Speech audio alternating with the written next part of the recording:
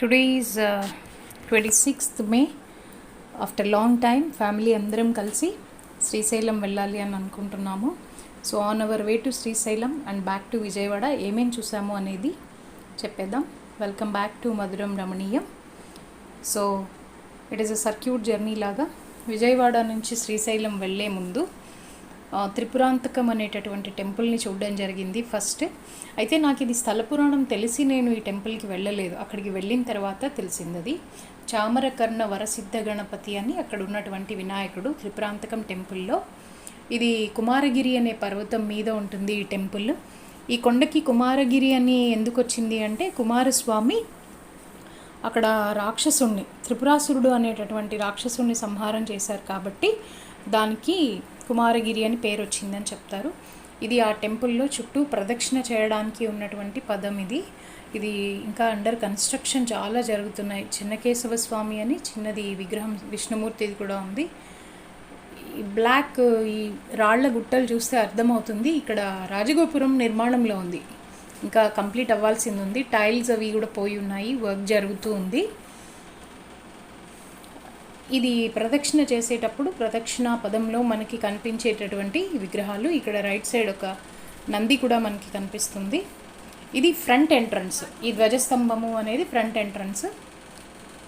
ఇది ఇక్కడ కనిపించే లింగము మేధో దక్షిణామూర్తి స్వరూపం అని చెప్పి అక్కడ రాయబడి ఉంది, దక్షిణామూర్తి స్వరూపంగా. ఈ ప్రాంగణంలో అక్కడక్కడ కొన్ని చెట్లు, వాటిపైన కోతులు చాలా విరివిగా కనిపిస్తున్నాయి. సో ఈ కనిపించేదే రాజగోపురం. కన్స్ట్రక్షన్ అనేది ఇంకా జరుగుతూ ఉంది. చాలా కాలం అయిందట, ఆగిపోయింది వర్క్, ఫండ్స్ అవి లేవండి, మళ్ళీ ఎప్పుడన్నా ఫండ్స్ వస్తే కన్స్ట్రక్షన్ కంటిన్యూ అవుతుంది అని చెప్పి అక్కడ ఉన్న వాళ్ళు చెప్పారు. సో గర్భాలయంలో ఉన్న విగ్రహాలు ఫోటో తీయకూడదు కాబట్టి ఉత్సవమూర్తుల్ని ఫోటో తీశాను నేను. ఇది కింద నుంచి కొండ ఎక్కేటప్పుడు లేదా పైనుంచి కిందకి దిగేటప్పుడు మనకి కనిపించేటటువంటివి. ఇకపోతే ఈ గుడికి ఎంట్రన్స్ అనేది నైరుతి మూల నుంచి ఉంటుంది. శ్రీచక్రం మీద నిర్మించబడినటువంటి శివాలయం, ఏకైక శివాలయం అట ఇది. ఇది రాక్షస గణం అనే వాళ్ళ యొక్క వాస్తు ప్రకారం నిర్మించబడింది కాబట్టి నైరుతి నుంచే దీనికి ఎంట్రన్స్. కానీ దీనికి ఇక్కడ ఆ దోషం పోవడం కోసం స్వామివారికి తేనెతో అభిషేకం చేస్తారు. లోపల మనకి నైవేద్యం కూడా తేనెనే ఇస్తారు. సో నేను ముందు తెలియలేదు, బయటికి వచ్చాక ఈ స్థల పురాణం చూశాను. 27 ప్రదక్షిణలు కనుక చేసినట్లయితే దాన్ని నక్షత్ర ప్రదక్షిణ అని అంటారు. అన్ని రకాల దోషాలు ఎవరికైనా కనుక ఉన్నట్లయితే పోతాయి అని చెప్పారు. కాబట్టి ఇక మీదట ఎవరైనా శ్రీశైలం వెళ్ళే ముందు ఫస్ట్ ఇది చూడాలి, త్రిపురాంతకం చూడాలి. త్రిపురాంతకం చూసిన తర్వాత శ్రీశైలం చూడాలి. అలాగే త్రిపురాంతకంలో ఈశ్వరుడు రాక్షసుని సంహరించాక సంతోషించి 7 క్రోసుల దూరంలో ఉన్నటువంటి కోటప్ప కొండ మీద తన అడుగు పెట్టాడట. సో అలా వచ్చింది కోటప్ప కొండ. ఇక కొండ మీద నుంచి కిందకు వచ్చిన తర్వాత అక్కడ ఉన్నటువంటి చెరువు ప్రాంతం ఏదైతే ఉందో చిదగ్ని కుండం అని పిలువబడుతుంది. అక్కడ ఉన్న అమ్మవారే బాలా త్రిపుర సుందరి అమ్మవారు. పైన ఉన్నటువంటి త్రిపురాసురుల రాక్షస సంహారంలో సహకరించడానికి వచ్చిన ఆవిడే ఇక్కడ ఉన్నటువంటి బాలా త్రిపుర సుందరి అమ్మవారు. మెట్లు కొంచెం లోపలికి దిగి వెళ్ళాల్సి ఉంటుంది. ఈ ఆలయంలో నేను గమనించింది ఏంటంటే ప్రదక్షిణ చేసినంతసేపు కూడా ఇక్కడ పిచ్చుకలు చాలా ఎక్కువ ఉన్నాయి. మరి అది ఏ కారణం చేతో నాకైతే తెలియలేదు. చుట్టుపక్కల పంట పొలాలు కానీ ధాన్యం కంకులు కానీ కనిపించలేదు, కానీ ఈ టెంపుల్లో మాత్రం విపరీతంగా పిచ్చుకలు కనిపించడం అయితే జరిగింది. ఈ ప్రాంగణం చుట్టి అటువైపు వచ్చిన తర్వాత అక్కడ మనకి జంతు బలులు ఒకప్పుడు జరిగేవి, ప్రస్తుతం నిషేధించబడింది అనే బోర్డు అయితే కనిపిస్తుంది. దున్నపోతుల్ని బలి ఇచ్చేవారు, వాటి కోసం అని చెప్పి ఒక రాయి స్తంభము అంటారు, దాన్ని యూప స్తంభం అని ఉంది. అలాగే దున్నపోతుని బలి ఇచ్చిన తర్వాత ఆ కారేటటువంటి రక్తాన్ని ఒక పాత్రలోకి పట్టేవాళ్ళు, దాన్ని బలిపీఠం అంటారు. ఇక్కడ కనిపించే చెట్టుని కదంబ వృక్షం అన్నారు. అమ్మవారు ఇక్కడ ఉన్నటువంటి కదంబ వనవాసం చేశారు. సిదగ్నికుండంలో ఉద్భవించి కదంబ వనంలో ఉంటారని చెప్తారు. నేను చెప్పిన యూప స్తంభము బలిపీఠం. ఆ బలిపీఠంలో ఉన్న రంధ్రానికి తమలపాకు అడ్డుపెట్టి ఎన్ని దున్నపోతులు బలిచ్చినా సరే రక్తము పైకి అయితే వచ్చేది కాదట, అది నిండి పొర్లిపోయేది కాదు అని చెప్పి చెప్తారు. త్రిపురాంతకం చూసిన తర్వాత త్రిపురాంతకం నుంచి డోర్నాల దాటి 53 కిలోమీటర్స్, డోర్నాల నుంచి ఫారెస్ట్ నల్లమల ఫారెస్ట్లో మనం ప్రయాణం చేస్తాము. సో నల్లమల ఫారెస్ట్ అనేది ఈస్టర్న్ ఘాట్స్లో ఉన్నటువంటి సారీ ఈస్టర్న్ ఘాట్స్లో ఉన్నటువంటి మనకి భాగం అది. ఇక్కడ 700 రకాల జంతువులు ఈ నల్లమల ఫారెస్ట్లో ఉంటాయట. నేను మాత్రం ఓన్లీ ఒక్క నెమలిని చూశాను, అంతకుమించి ఏమీ చూడలేకపోయాను. ఇది శ్రీశైలం నాగార్జున సాగర్ రిజర్వ్ ప్రాంతంలో, టైగర్ రిజర్వ్ ఏరియాలో భాగంగా ఉంది ఈ శ్రీశైలం వెళ్ళేటటువంటి అడవి ప్రాంతం. ఇక మొక్కలు అయితే కనుక ముఖ్యంగా మనం గుర్తించదగినటువంటి మొక్కలు టేకు, ఈ బ్యాంబూ, ఇలాంటి మొక్కలు కనిపిస్తాయి. మంకీస్ బాగా దారిలో కనిపిస్తాయి. సో ఇక్కడ మనకు కనిపించేవన్నీ కూడా బ్యాంబూ గ్రోవ్స్ ఇవి. అలాగే ఇక్కడ నుంచి జంగిల్ రైడ్ వెళ్ళడానికి కూడా ఫెసిలిటీ ఉంది. 1000 రూపీస్ పర్ హెడ్ వాళ్ళు ఛార్జ్ చేస్తారు. ఆ ఫారెస్ట్ డిపార్ట్మెంట్ వాళ్ళ వెహికల్స్లోనే తీసుకెళ్తారు. They take for a jungle ride. అలాగే ఇక్కడ కనిపించేటటువంటి కోతులకి డోంట్ ఫీడ్ మంకీస్. ఎందుకు అంటే వాటి సహజ సిద్ధమైనటువంటి ఆహార లక్షణాలని అవి కోల్పోతాయి కాబట్టి బయట నుంచి వచ్చే యాత్రికులు ఎవరు కూడా ఇక్కడ జంతువులకి ఫీడ్ చేయొద్దు అనేటటువంటి సైన్ బోర్డ్స్ కూడా మనకి కనిపిస్తాయి. బాగా ఎక్కువగా సమ్మర్లో నాకు కనిపించినవి ఏంటంటే ఎల్లో కలర్ పువ్వులు గుత్తులు గుత్తులుగా పూసినటువంటి రేల పూల మొక్కలు చాలా కనిపించాయి దారిలో. అలాగే ఇక్కడ శ్రీశైలం చుట్టుపక్కల ఎక్కడ చూసినా సరే చాలా రకాలైనటువంటి మూలికలు వీళ్ళు అమ్ముతున్నారు. అడవి చింతగింజలని, కరక్కాయలని, రకరకాల మూలికలు అమ్ముతున్నారు. దాని మెడిసినల్ వాల్యూ అయితే వాళ్ళు చెప్పడం కొన్నేమో కీళ్ళ నొప్పులకి, వాపులకి పనిచేస్తాయని చెప్పారు. సో అంతకుమించి వాటి గురించి మనకైతే నాలెడ్జ్ లేదు. సో ఈ ఫారెస్ట్ అంతా కనుక పాస్ ఆన్ చేసుకుంటూ వెళ్తే finally we reached Srisailam at around, అంటే మార్నింగ్ 6:30కి బయలుదేరాము. 6:30కి బయలుదేరి త్రిపురాంతకం చూసుకుని బ్రేక్ఫాస్ట్ చేసుకుని శ్రీశైలం రీచ్ అయ్యేసరికి అప్రాక్సిమేట్గా 1:30 అయింది. మంచి ఎండ, వెదర్ అయితే చాలా హాట్గా అనిపించింది. బట్ పైకి వెళ్ళే కొద్దీ చల్లదనం కూడా తెలిసింది. ఎండ నుంచి మనం చదువుకుంటాం కదా జాగ్రఫీలో, 330 మీటర్లు ఎత్తు వెళ్ళే కొద్దీ 1 డిగ్రీ సెంటీగ్రేడ్ తగ్గుతుంది అని ఇన్వర్షన్, టెంపరేచర్ ఇన్వర్షన్, అది కూడా ఎక్స్పీరియన్స్ అయ్యాము.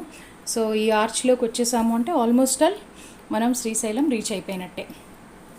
శ్రీశైలం రీచ్ అయిన తర్వాత ముందే అరేంజ్ చేసుకున్నాము, ఒక కాటేజ్ బుక్ చేసుకున్నాము. ఎందుకంటే చాలా ప్రశాంతంగా పిల్లలు మేము అందరూ ఉండాలని. ఈ కాటేజ్ టూర్ కూడా మీకు చేస్తున్నాను నేను. This is the front view of the cottage. 2 bedrooms ఉన్నాయి, హాల్ ఉంది, డైనింగ్ హాల్, అలాగే ఒక లివింగ్ రూమ్ ఉంది. వెహికల్ పార్క్ చేసుకోవడానికి కూడా పోర్టికోలో పార్క్ చేసుకోవచ్చు, ఎండ అవి ఏమీ పడకుండా. అండ్ అన్నిటికంటే ఏంటంటే ఈ కాటేజెస్ ఉన్న ఏరియాకి దగ్గరలోనే శ్రీదేవి వేద విద్యాలయము, ఛత్రపతి శివాజీ మెమోరియల్ ఇవన్నీ ఉన్నాయి. అలాగే వాకింగ్ చేయడానికి చాలా దగ్గర. ఇది టెంపుల్లో ఉన్నటువంటి ఒకవైపు ద్వారానికి ఆనుకుని ఉన్నటువంటి ఏరియా అన్నమాట. ఇది చాలా బాగుంది. యాంబియన్స్ అనేది ప్లెజెంట్గా ఉంటుంది. అన్లైక్ మల్లికార్జున సదన్లో కానీ గంగా సదన్లో ఏంటంటే కొంచెం హడావిడి ఉంటుంది, ఎందుకంటే అక్కడ ఎక్కువ మంది ఉంటారు కాబట్టి యాత్రికులు, కొంచెం నాయిసీగా ఉంటుంది. ఇక్కడైతే ప్లెజెంట్గా ఉంది. ఇలాంటివి చాలా ఉన్నాయి కాటేజెస్ ఈ లైన్లో. ఆ రోజు మేమేం ప్లాన్ చేసామంటే ఈవినింగ్ 6 o'clockకి అయ్యవారికి పంచామృతాలతోటి అభిషేకం చేయించుకున్నాము. అదైన తర్వాత వెంటనే భ్రమరాంబ అమ్మవారికి కుంకుమ పూజ శ్రీచక్రానికి కూడా చేయించుకున్నాము. ఎప్పుడూ చూడనివన్నీ కూడా ఈసారి విజిట్లో శ్రీశైలంలో మేము చూసాము. టైం దొరికింది అండ్ చాలా క్విక్గా, చాలా ఎఫెక్టివ్గా టైం వాడుకోగలిగాం. జస్ట్ 1 డేలోనే ఆఫ్టర్నూన్ 1:30కి రీచ్ అయ్యాము. 1:30కి రాగానే లంచ్కి బయటికి వెళ్ళాము. నేను ఎక్కడ లంచ్ చేశాను అంటే కూడా చెప్తాను నేను. ఇట్ ఈస్ కరివేనవారి సత్రం అని ఉంటుంది. వెరీ ప్లెయిన్ మీల్, అందులో మసాలాస్ అవి ఉండవు, నాకు నచ్చుతుంది అది. సో అక్కడ వెళ్ళాను. ఇక్కడ సర్వ్ చేసేటప్పుడు మీరు చూడొచ్చు, they have a dress code ఉంటుంది. అరిటాకులోనే సర్వ్ చేస్తారు and hot food is served. చాలా బాగుంటుంది. జస్ట్ ఇంట్లో మనం కుక్ చేసుకుంటే ఎలా ఉంటుందో అలా ఉంటుంది. అలాగే నచ్చే వాళ్ళు ఇక్కడ చేయొచ్చు, అదర్వైజ్ బయట నంబర్ ఆఫ్ హోటల్స్ ఉంటాయి కాబట్టి అక్కడ కూడా చేయొచ్చు. మెనూ కూడా పండక్కి చేసుకున్నట్లు ఉంది ఇవాళ. వాళ్ళు ఏం సర్వ్ చేశారు, కిచిడి ఒకటి, పరవాన్నం ఒకటి, ఒక దాల్, బంగాళదుంప కూర, సమ్ రోటి పచ్చడి, రసం, మజ్జిగ. నాకు అన్నిటికంటే బాగా నచ్చింది మజ్జిగ, చాలా బాగా నచ్చాయి. సో ఇక్కడ వీ హ్యాడ్ సంచియస్ మీల్, చాలా బాగా లంచ్ చేసేసుకుని ఈలోపు మా డ్రైవర్ కనుక్కొని వచ్చాడనమాట. రోప్ వే రెడీగా ఉంది, టికెట్స్ కూడా ఇస్తారు, టైం సరిపోతుందండి, తొందరగా రండి అని. లంచ్ అయిపోయేసరికి అరౌండ్ 2-2:30 అయింది. ఇమీడియట్లీ మేము ఆ రోప్ వే, ఇంతవరకు ఎప్పుడు వెళ్ళలేదు ఆ రోప్ వేకి, పాతాళ గంగకి. సో మేము ఆ రోప్ వే దగ్గర కౌంటర్కి వెళ్ళి టికెట్స్ తీసుకోవడానికి వెళ్ళాం. రెండు ఇక్కడ మీల్ ఫ్రీగా సర్వ్ చేస్తారు, కానీ మనము ఇంకొకరికి ఉపయోగపడాలి కాబట్టి మనం కొంత డొనేషన్ ఇవ్వచ్చు అక్కడ. So this is the point. Ticket తీసుకున్న తర్వాత రోప్ వేకి వెళ్ళడానికి ఉన్నటువంటి దారి ఇది. 4 కార్స్ ఉంటాయి, 4 అప్ 4 డౌన్ వెళ్తూ ఉంటాయి, అది సర్క్యులర్ ఫ్యాషన్లో. అది ఎక్కి కొంచెం దూరం వెళ్ళిన తర్వాత, కిందకి వెళ్ళిన తర్వాత అక్కడ రిజర్వాయర్, నాగార్జున సాగర్ రిజర్వాయర్ వరకు వెళ్ళడానికి బోట్ రైడ్ వెళ్ళే పాయింట్ ఒకటి వస్తుంది. అక్కడ టికెట్ తీసుకొని మళ్ళీ మనం బోట్ రైడ్కి కూడా వెళ్ళొచ్చు. ఇక్కడ నుంచి కనిపిస్తుంది చూడండి. Ya, these are the cars of that rope way, first of its kind.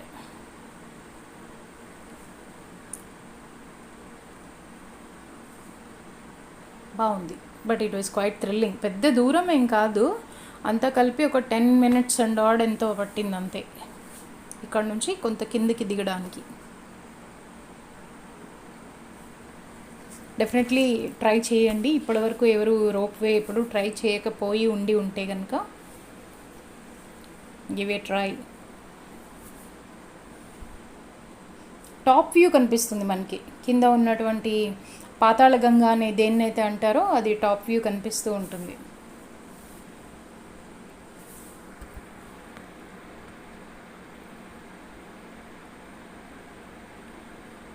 Valley. ఆల్టిఫోబియా ఉంది నాకు, అంటే ఎత్తు నుంచి చూస్తే కిందికి భయం వేస్తుంది అనమాట. So me and my son, we both have altophobia. So finally we are reaching the point.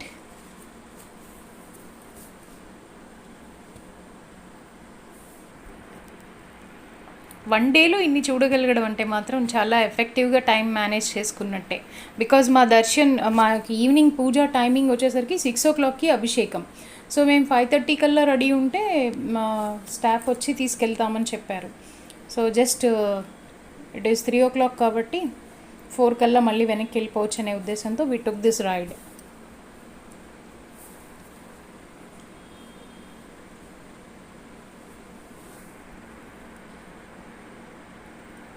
Please bear with the disturbance. అది మూమెంట్లో ఉన్నప్పుడు తీసాం కదా, అందుకే అలా జర్కొస్తుంది వీడియో. మధ్యలో Trishan he waved his fingers.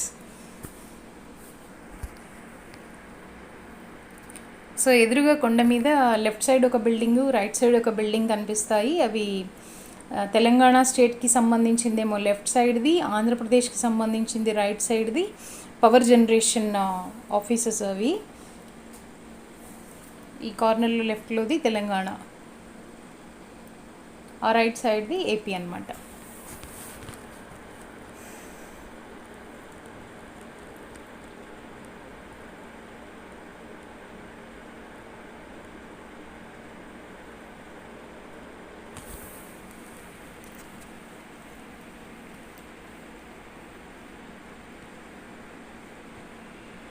చూడటానికి గ్రీన్గా ఉన్నాయి వాటర్. సో ఇక్కడ దిగిపోయి బోట్ క్లబ్కి వెళ్ళి మళ్ళీ అక్కడ బోట్లో వెళ్ళడానికి సెపరేట్గా టికెట్స్ కొనుక్కోవాలి.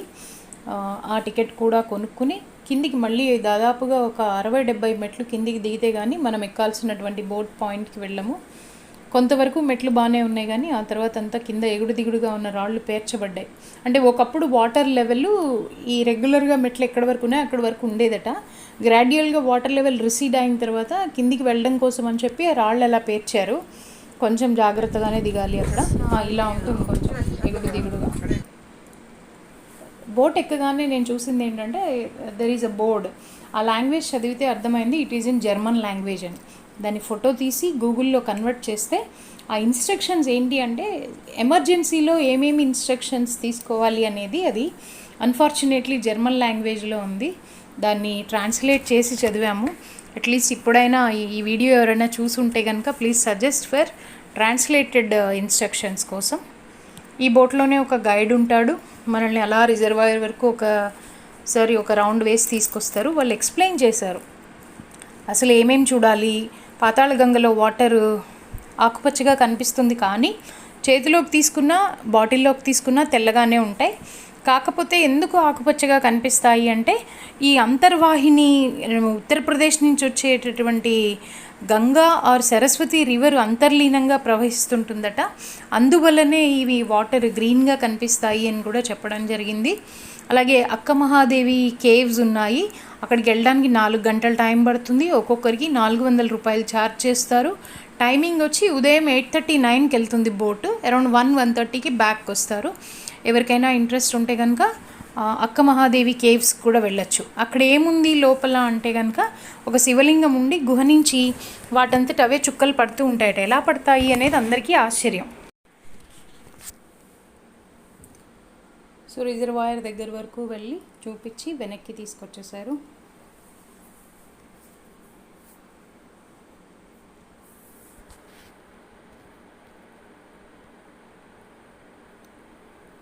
ఇక్కడ నుంచి ఈ బోట్లో ఉండగానే అయ్యవారి టెంపుల్ది బంగారు శిఖరం ఏదైతే ఉందో అది కనిపిస్తుంది. అలాగే ఛత్రపతి శివాజీ మెమోరియల్ పాయింట్ కూడా ఈ బోట్లో నుంచి చూపించారు. గైడ్ బాగా ఎక్స్ప్లెయిన్ చేశాడు. ఇవన్నీ ఎందుకు చెప్తున్నానంటే ఎవరికైనా ఉపయోగపడతాయి నెక్స్ట్ టైం వెళ్ళినప్పుడు అని చెప్పి చెప్పాము. ఈ బోట్ రైడ్ అయితే జస్ట్ 65 రూపీస్ పర్ హెడ్ తీసుకున్నారు, అంతకు మించి అయితే లేదు. హార్డ్లీ ఒక 15 to 20 minutes ఉందేమో అంతే రైడ్.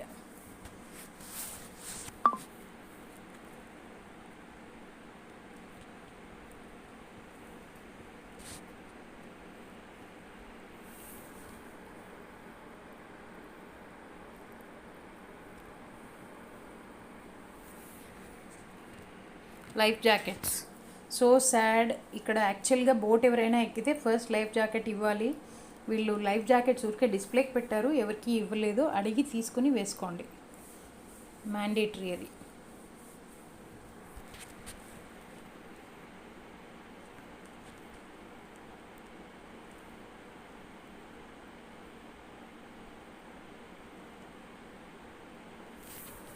దిగేటప్పుడు బాగానే దిగాం, కానీ మెట్లు బోట్ దిగి మళ్ళీ పైకి ఎక్కాలంటే ఆ 70-80 మెట్లు బ్రీత్ అందలేదు, చాలా కష్టం అనిపించింది. ఫైనల్లీ కష్టపడి మెట్లెక్కి మళ్ళీ మనం పైకి అలాగే రోప్వేలో వెళ్ళాలి కాబట్టి we're waiting for our cars. ఈలోపు పైనుంచి కిందకి 4 క్యాబిన్స్ వచ్చాయి. We're all ready. మళ్ళీ ఇదే క్యాబిన్లో ఎక్కి పైకి వెళ్ళాం, ఎక్కడైతే మనము ఈ రోప్వేకి వచ్చామో అక్కడికి వెళ్ళాం. So return next day morning 6 o'clockకి మేము లేచి ఇంకా శ్రీశైలం నుంచి బ్యాక్కి వెళ్ళిపోదాము అనుకున్నప్పుడు సాక్షి గణపతి ఎవరైతే ఉంటారో ఆయనకి చెప్పి వెళ్ళాలట, మేము పలానా వచ్చాము, మీ తండ్రి గారికి కైలాసంలో సాక్ష్యం చెప్పండి అని. సో సాక్షి గణపతి టెంపుల్ చూసుకుని శిఖర దర్శనం అని ఏదైతే చెప్తారో అక్కడి నుంచి శిఖరం చూద్దామని పైకి వెళ్ళాం. ఈ శిఖర దర్శనంలో ఉండేది ఆ చిన్న నంది, ఆ నంది కొమ్ముల మధ్యలో నుంచి ఆ బంగారు శిఖరం ఏదైతే టెంపుల్ ఉందో అది కనిపిస్తే మోక్షం వస్తుంది అని చెప్తారు. నాకైతే బంగారు శిఖరం కనిపించలేదు, బట్ ఆ శ్రీశైలం టెంపుల్కి ఉన్న 4 ప్రాకారాలు మాత్రమే కనిపించాయి. నాకే కాదు ఎవరికైనా ఆ 4 ప్రాకారాలే కనిపించాయి. మా ఫ్యామిలీ మెంబర్స్కి బంగారు శిఖరం అయితే కనిపించలేదు. ఇది ఆ శిఖరం నుంచి వ్యూ అన్నమాట. దూరాన్ని ఉన్నటువంటి శ్రీశైలం ఆ విలేజ్ ఇది మొత్తం వ్యూ ఇలా కనిపిస్తుంది. ఎర్లీ మార్నింగ్ వెదర్ చాలా కూల్గా క్లౌడీగా చాలా బాగుండింది. ఇది అక్కడ ప్రవహిస్తున్నటువంటి నది. అది 1 డేలో అన్నీ చూసుకున్నాం. శిఖర దర్శనం నుంచి వచ్చేటప్పుడు అక్కడ ఉన్నటువంటి నంది, ఇవి రేలా పువ్వులు కొన్ని తీసుకున్నాను పిక్స్ దారిలో. Beautiful rela flowers.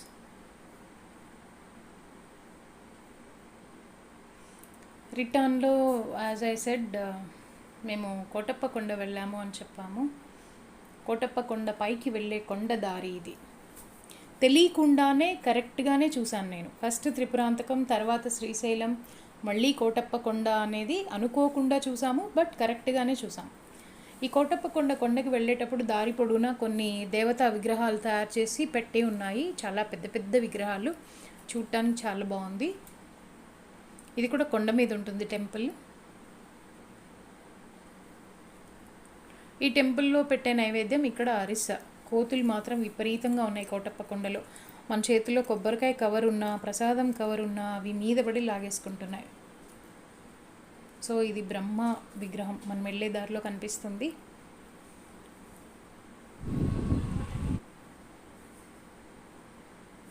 ఇక్కడ ఉన్నటువంటి స్వామివారిని త్రికూటేశ్వరుడు అని అంటారు.